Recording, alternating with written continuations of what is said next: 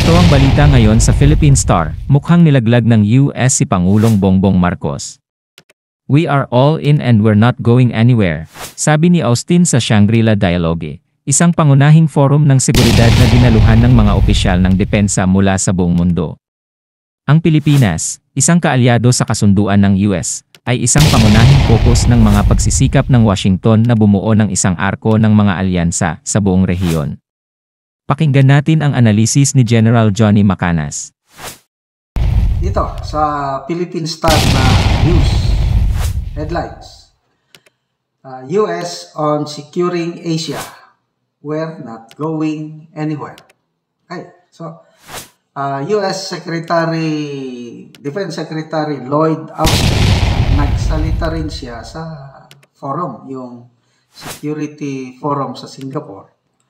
At sinasabi niya na priority nila ang Asia. Na the United States can only be secure if Asia is secure. Sabi niya, we are all in and we're not going anywhere. So, they will remain in Asia. Kaya, ang focus nila ngayon, palakasin ang kanilang alliances sa Asia, at ang Pilipinas po ang focus, ang center ng alliance na ito, dahil po ang Pilipinas nasa strategic location tayo sa mundo. Pag ang US nandito sa Pilipinas, madali silang makapag-project ng puwersa going to the Pacific Ocean or going to the Indian Ocean. Kaya pinag-aagawan tayo ng mga superpowers. So, ito. Sabi niya, ironclad commitment yung suporta nila sa Pilipinas.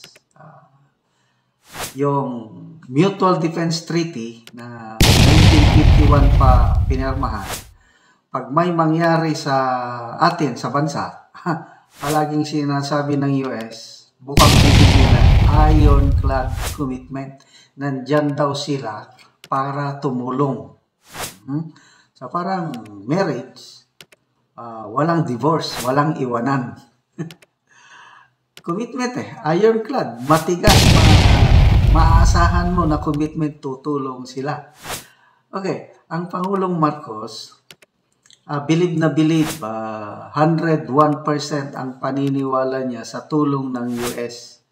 Kaya, naunang nagsalita ang Pangulo, sa forum nito, siya ang keynote speaker.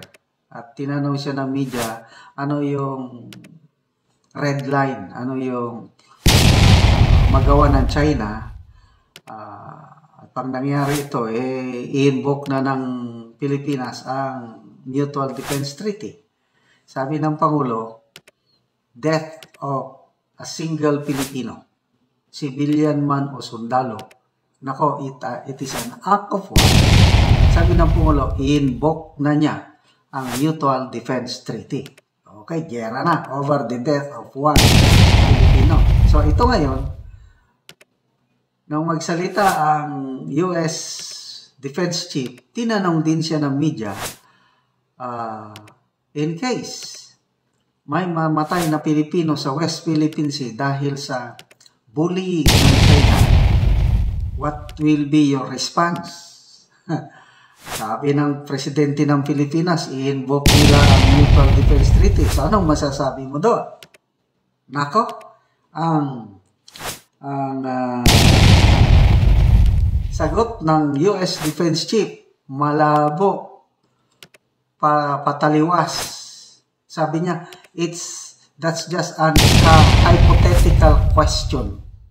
We will do everything possible that will not happen. Ganun. Ako, wala na ito. Panluloko na ito.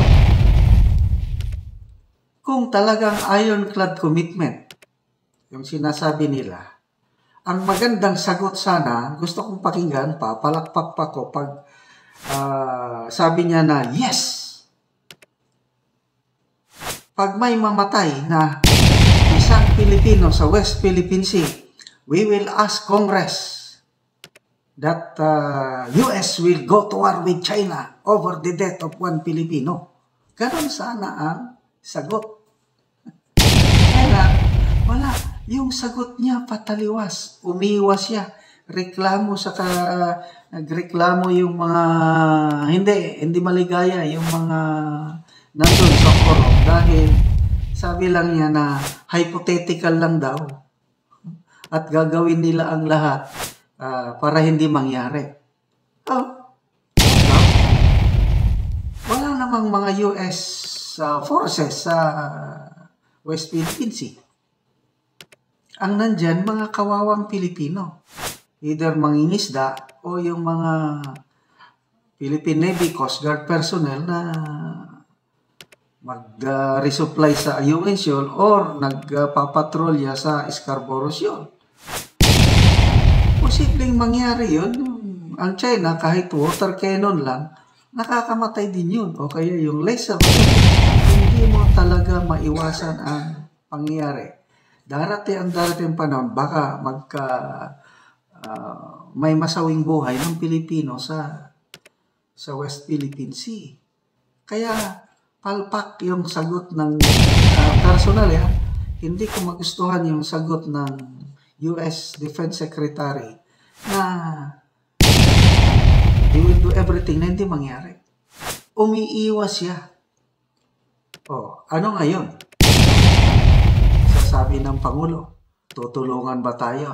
Diyan po, nagkakamali ang Pangulo natin na masyado siyang umasa sa sabi ng US na ironclad commitment. Hindi ako maniwala, isang Pilipino lang.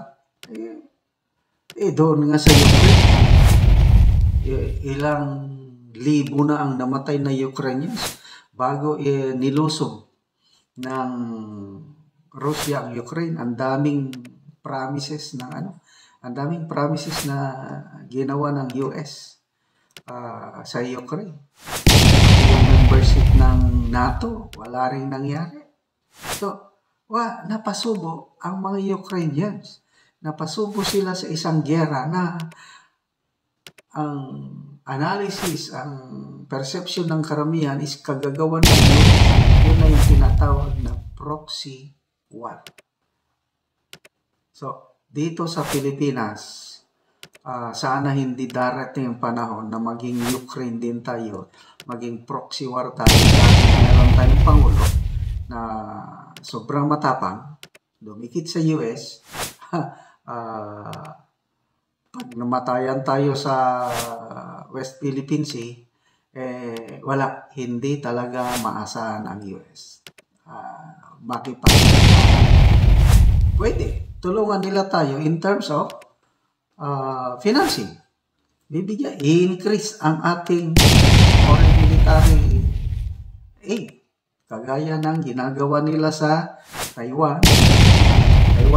8 billion US dollars sa ngayon.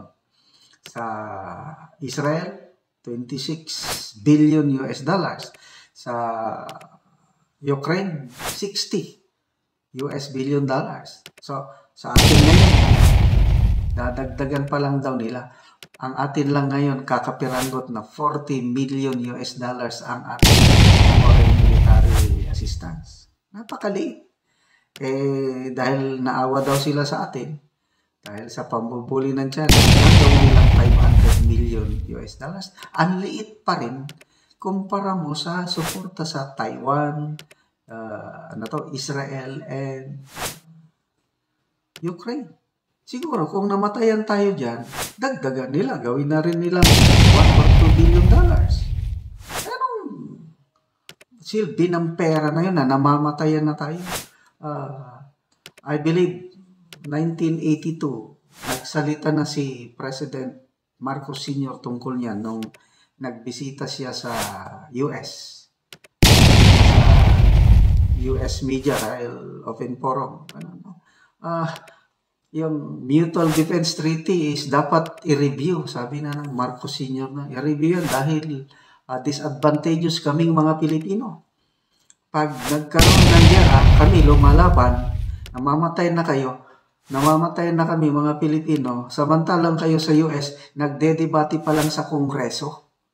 Kasi ito ang dapat nating tandaan. Mutual Defense Treaty, kailangan po ng approval ng US Congress. So ito ang dapat sagutin ng Pangulo.